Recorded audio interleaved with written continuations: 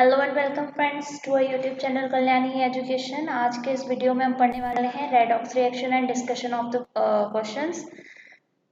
So let's start the video. ये जो chapter है आपके फर्स्ट का पार्ट 3 वीडियो मैंने बनाया है, ये लास्ट वीडियो रहेगा इस चैप्टर का। चैनल को सब्सक्राइब करना ना भूलें। लास्ट वीडियो में हम पढ़ चुके हैं कुछ reactions like combination reaction, exothermic reaction, endothermic reaction, decomposition reaction, displacement reaction, double displacement reaction, यानी कि संयोजन अभिक्रिया, वियोजन अभिक्रिया, ऊष्माक्षेपीय अभिक्रिया, ऊष्माशोषी अभिक्रिया, विस्थापन अभिक्रिया और द्विविस्थापन अभिक्रिया। आज हम पढ़ेंगे अपचयन अभिक्रिया के बारे में। अपचयन वह रासायनिक अभिक्रिया है जिसमें हाइड्रोजन का योग हो अथवा ऑक्सीजन का नाश हो। Reduction reaction is a chemical reaction involving the addition of hydrogen or the destruction of hydrogen। यानी कि इस रिएक्शन में जो भी इक्वेशन होगी उसमें आप देख सकेंगे कि हाइड्रोजन तो मिलके किसी मॉलिक्यूल के साथ कंपाउंड बना रहा होगा, लेकिन ऑक्सीजन किसी कंपाउंड से अलग हो रहा होगा। जैसे कि यहाँ एग्जाम्पल में दिखाया गया है कि H2Cl2 के साथ मिलकर 2HCl बना रहा है। CuO plus H2 is equal to Cu plus H2O। अब इसके बाद आता है उपचयन अभिक्रिया। उपचयन वह रासायनिक अभिक्रिया है जिसमें ऑक्सीजन का योग हो तथा हाइड्रोजन का नाश हो। ऑक्सीडेशन रिएक्शन क्या होगी? Oxidation is a chemical reaction in which the addition of oxygen and the destruction of hydrogen. इस रासायनिक अभिक्रिया में आप देख पाएंगे कि हाइड्रोजन मॉलिक्यूल जो होगा, हाइड्रोजन तत्व जो होगा वो किसी कंपाउंड से अलग हो रहा होगा, जबकि ऑक्सीजन किसी मॉलिक्यूल से मिलके एक नया कंपाउंड बनाएगा। जैसे यहाँ पर 2Mg के साथ O2 ने मिलके 2MgO बनाया है। अगली रिएक्शन है redox. What is redox reaction? Redox अभिक्रिया क्या है? So each redox reaction consists of two half reactions। Redox रासायनिक अभिक्रिया होगी वो दो अर्ध रासायनिक अभिक्रियाओं से मिलकर बनेगी, in which one is oxidized while the other is reduced because electrons are expelled in the oxidation reaction and electrons are taken up in a reduction reaction। यानी कि यहाँ पर दो अर्ध रासायनिक अभिक्रिया होंगी जिसमें एक में तो ऑक्सीकरण हो रहा होगा, ऑक्सीकरण यानी कि ऑक्सीजन का जुड़ना, और एक तरफ अपचयन हो रहा होगा यानी कि ऑक्सीजन अलग होना और हाइड्रोजन का जुड़ना, क्योंकि ऑक्सीकरण अभिक्रिया में इलेक्ट्रॉन निष्कासित होते हैं तथा अपचयन अभिक्रिया में इलेक्ट्रॉन ग्रहण किए जाते हैं। अतः हम कह सकते हैं कि रेडॉक्स अभिक्रिया एक इलेक्ट्रॉन स्थानांतरण प्रक्रिया है। So we can say that redox reaction is a electron transfer process। जैसे CO कॉपर ऑक्साइड दिया है आपको, जिस ऑक्सीजन का हटना या हाइड्रोजन का जुड़ना, यहाँ पर ऑक्सीजन हट रहा है इसीलिए रिडक्शन हो रहा है, और H2 जो है वो जुड़ रहा है O से इसलिए हो रहा है ऑक्सीडेशन। अब देखिए रिमूवल ऑफ ऑक्सीजन रिडक्शन कैसे हुआ। यहाँ पे रिडक्शन ऐसे हुआ कि जो फेरस ऑक्साइड था उससे ऑक्सीजन हट गया, ऑक्सीजन हटा दिया तो क्या हो गया? रिडक्शन हो गया। अब हाइड्रोजन था उसमें जाके ऑक्सीजन जुड़ जाता है तो वहां पे हो जाता है ऑक्सीडेशन। नेक्स्ट है उपचयन अभिक्रिया के प्रभाव। ये आपकी बुक में दिए हुए हैं कुछ टर्म्स, इनके बारे में जान लेते हैं। संक्षारण, जब कोई धातु अपने आसपास अम्ल, आर्द्रता आदि के संपर्क में आती है तब यह संक्षारित होती है। इस प्रक्रिया को संक्षारण कहते हैं। उदाहरण, चांदी के ऊपर आपने घर पे देखा होगा कभी तो काली काली लेयर, एक ब्लैक लेयर हो जाती है, तांबे के ऊपर ग्रीन कलर की लेयर हो जाती है, जो लोहा होता है उस पर रेडिश एक लेयर आ जाती है। तो संक्षारण इसको कहते हैं। अब संक्षारण के कारण होता क्या है? जैसे कोई लोहे का बना हुआ कार है, पुल है, रेलिंग है, जहाज है, तो वो धीरे धीरे गल जाते हैं, उनमें जंग लग जाती है और उनका धीरे धीरे क्षरण हो जाता है, जिससे वो खराब हो जाएंगे तो उन्हें दोबारा बनाना पड़ेगा, दोबारा बनाएंगे तो बहुत ज़्यादा कॉस्ट चुकानी पड़ती है।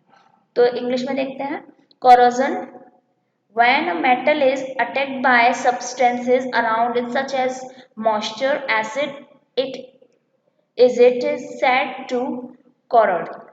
ठीक है, अब बोलेंगे मॉइस्चर से, तो चलिए ठीक है। एसिड, आपको पता है कभी कभी एसिडिक रेनफॉल भी होता है। इन्वायरमेंट में अगर ज़्यादा टॉक्सिस एलिमेंट या मॉलिक्यूल्स आ जाते हैं तब भी एसिडिक कंपोजिशन बन जाता है। And this process is called corrosion। The black coating on silver and green coating on copper and reddish brown coating on iron are examples of corrosion. Corrosion causes a lot of damage to car structures, bridges, iron railings, shipping and metal, specially made iron items which cost a lot of money. Second term दिया गया था आपकी book में विकृत गंधिता, जिसको बोलते हैं rancidity. ये क्या होता है? उपचयित होने पर, उपचय मैंने बताया था आपको, ऑक्सीजन का जुड़ना, तो उपचयित होने पर तेल एवं वसा विकृत गंधी हो जाते हैं तथा उनके स्वाद एवं गंध बदल जाते हैं। When fats and oils are oxidized, they became rancid and their smell and taste change usually. Substances which prevent oxidations are added to food containing fat and oils. उपचयन होने से रोकने के लिए आपको इसमें प्रतिऑक्सीकारक मिलाने होंगे, यानी कि ऐसी चीज जो ऑक्सीकरण होने से रोके, ऑक्सीडेशन की प्रोसेस को स्लो कर दे। इन्हें वायुरोधी बर्तनों में रखा जाता है, क्योंकि आपको पता है कि एयर में क्या होता है? ऑक्सीजन। इसलिए हम इसको डिब्बा बंद करके रखते हैं, कंटेनर को काफ़ी अच्छे से टाइट करके पैक करके रखते हैं, उसमें एयर ना जाने पाए ताकि हमारा फूड प्रोडक्ट है वो खराब ना हो। उपचयन की गति धीमी हो जाती है। चिप्स की थैली, जो आप यूजुअली चिप्स खाते हैं, उसमें जो एयर रहता है वो नाइट्रोजन रहता है। चिप्स की थैली में से ऑक्सीजन हटाकर उसमें नाइट्रोजन जैसे कम सक्रिय गैस से युक्त कर देते हैं ताकि चिप्स का उपचयन ना हो सके, अदरवाइज उसका टेस्ट भी बिगड़ जाएगा और वो खराब भी जल्दी हो जाएगा। Keeping food in airtight containers have to slow down oxidation. Chips manufacturers usually close bags of chips with gas such as nitrogen to prevent the chips and getting oxidized. Next question आपके exam में आ सकता है, वायु के जलने से पहले magnesium ribbon को साफ क्यों किया जाता है? Why should a magnesium ribbon be cleaned before it is burnt in air? जब मैग्नीशियम रिबन को हवा के संपर्क में आती है, तो जैसे हमने बताया था कि जब लोहे पे कोरोजन हो रहा था, ऐसे सेम मैग्नीशियम पे भी जैसे वो एयर के कांटेक्ट में आती है तो उसकी जो सरफेस है उस पर मैग्नीशियम ऑक्साइड की एक परत बन जाती है। मैग्नीशियम ऑक्साइड की यह परत स्थिर यौगिक होती है, यानी कि वो जो बन गई है लेयर वो स्थिर है, तो उसको आप कैसे हटा सकते हैं? साफ करके, रगड़ के उसको उस तरह से। ऑक्सीजन के साथ मैग्नीशियम की आगे की प्रतिक्रिया को रोकता है। अब आप ऑक्सीजन जो मैग्नीशियम उसको वायु में जलाने जा रहे हो, अगर उसमें कुछ गंदगी है तो वो जो आप प्रोडक्ट बनाना चाह रहे हो उसके जलाने से वो प्योर नहीं होगा, उसमें इम्प्योरिटीज आ जाएंगी, इसीलिए हम उसको पहले साफ कर लेते हैं। इस परत को हटाने के लिए हवा में जलाने से पहले इसको साफ किया जाता है ताकि धातु ठीक से संपर्क में आ सके आपके। ठीक है, when magnesium ribbon is exposed to air, it forms a layer of magnesium oxide on its surface. This layer of magnesium oxide, being a stable compound, prevent further reaction of magnesium with oxygen. Hence, it should be cleaned before burning in air to remove its layer so that the metal can be exposed to air properly. Next question आपके exam में आ सकता है, श्वसन को ऊष्माक्षेपी अभिक्रिया क्यों कहते हैं? Why respiration considered an exothermic reaction? यानी कि श्वसन जब आप करते हैं, आप सांस लेते हैं, उस समय हीट निकलती है। हमने बताया था लास्ट वीडियो में, ऊष्माक्षेपी अभिक्रिया वे अभिक्रिया होती हैं जिसमें से हीट प्रोड्यूस हो रही हो। तो यहाँ देखिए क्या है, श्वसन को एक एक्सोथर्मिक प्रक्रिया यानी कि ऊष्माक्षेपी अभिक्रिया के रूप में माना जाता है, क्योंकि श्वसन में ग्लूकोज का ऑक्सीकरण होता है जो बड़ी मात्रा में गर्मी या ऊर्जा का उत्पादन करता है। सो हम कैसे बोल सकते हैं इंग्लिश में? Respiration is considered as an exothermic reaction because in respiration oxidation of glucose takes place which produces large amount of heat energy. हमने प्रीवियस वीडियो में आपको ये बात अच्छे से समझाई थी जब हमने आपको ऊष्माक्षेपी पढ़ाया था। आज हम फिर बताएंगे। देखिए, आप खाना खाते हैं तो आपकी बॉडी को ग्लूकोज मिलता है। जब उस ग्लूकोज आपकी बॉडी में प्रेजेंट है, आपने बाहर से एयर लिया, आपने 6 मॉलिक्यूल्स लिए ऑक्सीजन के, ठीक है।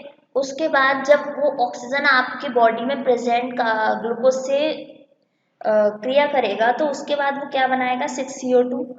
जैसे ही वो रिएक्ट करेगा 6CO2 बनाएगा, कार्बन के 6 मॉलिक्यूल्स बनेंगे हाइड्रोजन ऑक्साइड के, CO2 के 6 हो गए, 6H2O के हो गए, प्लस एनर्जी निकलती है। उस एनर्जी का यूज आप काम करने में करते हैं, आपके अंदर जो एनर्जी है वो इसी प्रोसेस के थ्रू बनती है। तो यहाँ पर CO2 को तो हम निकाल देते हैं रिस्पिरेशन के थ्रू, ठीक है, और H2O भी हमारे बॉडी में रह जाता है, एनर्जी हम प्राप्त करते हैं। चलिए अगला आता है, a solution of a substance X is used for white washing. Last video में हमने ये भी बताया था कि कैल्शियम ऑक्साइड है, वो कैल्शियम ऑक्साइड को जब आप पानी में मिलाते हैं तब भी ऊर्जा निकलती है, यानी कि हमने एक्सोथर्मिक रिएक्शन में इसके बारे में भी पढ़ा था। तो सेम हियर ये पूछ रहे हैं कि ऐसा कौन सा सब्सटेंस है जो वाइट वॉशिंग करता है, यानी कि वो कौन सा पदार्थ है जिसका उपयोग सफेद धुलाई मीन्स वॉल पेंट करने में एक तरह से, ठीक है। तो आपको पता है कि वो कौन सा है, तो वो पदार्थ कौन सा होगा, आंसर हो जाएगा आपका the substance x is calcium oxide. This chemical formula is CaO। पदार्थ का नाम हो जाएगा कैल्शियम ऑक्साइड, इसका रासायनिक सूत्र हो जाएगा CaO। सेकेंड क्वेश्चन पूछा है, right the reaction of the substance x named in with water. जब आप सब्सटेंस को वाटर में डालते हैं तो इसके बाद क्या नाम होता है इस पदार्थ का, तो देखिए calcium oxide reacts vigorously with water to form calcium hydroxide. सेक लाइन, देखना क्या होता है, कैल्शियम ऑक्साइड को जब आप पानी में डालेंगे तो कैल्शियम हाइड्रोक्साइड में कन्वर्ट होता है, पानी के साथ वो तीव्र क्रिया करता है, ठीक है। तो फॉर्मूला क्या बन जाएगा आपका, calcium oxide plus H2O is equal to क्या हो जाएगा, CaOH का होल ट्वाइस, ठीक है। कैल्शियम ऑक्साइड को हम तुरंत चूना बोलते हैं और कैल्शियम हाइड्रोक्साइड को ढला हुआ चूना, यानी ये हो गया बिना बुझा चूना और ये हो जाएगा बुझा हुआ चूना। अब आप कहेंगे मन, यहाँ पर इन्होंने तीव्र प्रतिक्रिया बोला था इसलिए मैंने ये क्वेश्चन डाला है कि मंद एवं तीव्र रासायनिक अभिक्रिया क्या है, और इसका आंसर आप लोग लिखेंगे, मैं सिर्फ बता देती हूँ। जो रिएक्शन दो मॉलिक्यूल्स या सब्सटेंसेस को मिलाने पे इफेक्टिवली क्विकली हो जाए तो वो तीव्र हो जाएगी, और जो टाइम टेकिंग हो, जो समय लेती हो, वो मंद रासायनिक अभिक्रिया होगी, ठीक है। नेक्स्ट क्वेश्चन आ सकता है, जब लोहे की कील को कॉपर सल्फेट के विलयन में डुबोया जाता है तो विलयन का रंग क्यों बदल जाता है। Why does the color of the solution change when an iron nail is immersed in a copper sulfate solution? तो देखिए, when an iron nail is dipped in a copper sulfate solution, then iron displaces copper from the copper sulfate। हमारे पास एक लोहे की कील है और हमने उसको कॉपर सल्फेट के विलयन में डुबोया है, ठीक है। तो क्या होगा, लोहा जो है वो तांबे को विस्थापित कर देगा, हमने डिस्प्लेसमेंट मेथड के बारे में पढ़ा था, सेम यहाँ। तो उसको कॉपर को डिस्प्लेस करके आयरन कॉपर का प्लेस ले लेगा, और जो लोहा है एक्चुअली वो तांबे की तुलना में अधिक क्रियाशील, ऐसा इसलिए होता है, और लेकिन जो कॉपर है वो अब विलयन में छूट जाएगा क्योंकि उसका साथ था SO4 के साथ। अब वो SO4 से अलग हो गया तो उसका जो पर्टिकुलर कलर है वो उस विलयन में रह जाता है, ठीक है। Therefore the color of the copper sulfate solution change, the reaction involved here is। Next आएगा, लोहे की वस्तुओं को हम पेंट क्यों करते हैं, why do we paint iron objects. So iron object या articles are painted because it prevents them from rusting. When painted the contact of iron article from moisture and air is cut off, hence rusting is prevented। लोहे की वस्तुओं को जंग से बचाने के लिए पेंट करते हैं, हमने संक्षारण पढ़ा, कोरोजन पढ़ा। आपको पता है कि अगर वो मॉइस्चराइज्ड एयर के कांटेक्ट में आता है, नमी युक्त वायु के कांटेक्ट में आता है, तो उस पर एक रेडिश ब्राउन कलर की लेयर बन जाती है जिससे लोहा खराब हो जाता है। इसीलिए उसको बचाने के लिए उसका कांटेक्ट पानी से ना हो, इसीलिए हम उस पर पेंट कर देते हैं या ग्रीस लगा देते हैं। Which of the statement about the reaction below are correct? ये आपको एक केमिकल इक्वेशन दिया गया है, इनमें से कुछ ऑप्शंस दिए गए, तो इन ऑप्शंस में से कौन से ऑप्शंस इस केमिकल इक्वेशन के बारे में गलत है। देखिए पहला है लेड इज गेटिंग रिड्यूस्ड, क्या यहाँ पर लेड रिड्यूस हो रहा है, देखिए लेड में तो कोई कमी नहीं हो सकती, ठीक है, मैंने बताया था किसी रासायनिक अभिक्रिया में जो पदार्थ जिस मात्रा में है उसी मात्रा में रहेगा, पहला गलत हो गया। दूसरा है carbon dioxide is getting oxidise, carbon dioxide oxidise हो रहा है क्या? कार्बन डाइऑक्साइड का ऑक्सीकरण हो रहा है क्या? नहीं हो रहा है। ऑक्सीकरण किसका हो रहा है? कार्बन का हो रहा है, क्योंकि कार्बन से जाके ऑक्सीजन जुड़ेगा। ठीक है, इसलिए ये दोनों ए और बी ऑप्शंस आपके क्या होंगे? गलत हो जाएंगे। तो पहला यहाँ पे आप ये वाला लगा देंगे, ये दोनों ही गलत है। ठीक है, thank you so much video देखने के लिए। चैनल को लाइक एंड सब्सक्राइब ज़रूर करें, बेल आइकन को दबा लें ताकि आने वाले नोटिफिकेशंस आपको मिलते रहें। Thank you so much, bye bye and take care.